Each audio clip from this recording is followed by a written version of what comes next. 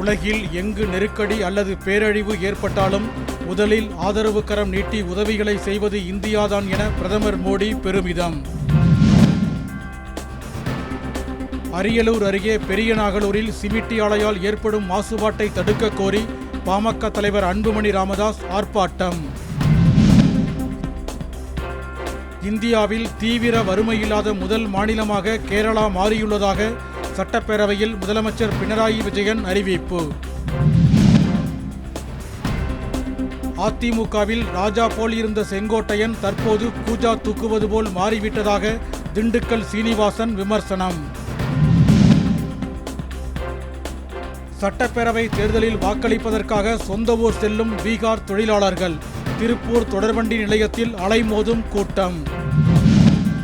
வாக்காளர் பட்டியல் சிறப்பு தீவிர திருத்தம் குறித்து மேட்டூர் சார் ஆட்சியர் அலுவலகத்தில் நடைபெற்ற கூட்டத்தில் அனைத்து கட்சி பிரதிநிதிகள் பங்கேற்பு. ராணிப்பேட்டை மாவட்டம் சக்கரமல்லூரில் மணல் குவாரி அமைக்க மக்கள் எதிர்ப்பு. கிராம சபை கூட்டத்தில் கைகலப்பு ஏற்பட்டதால் பரபரப்பு.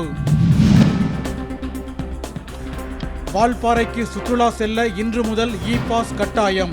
ஆழியார் தணிக்கைச் சாவடியில் ஆய்வுக்கு பின்னரே ஊர்திகள் அனுமதி.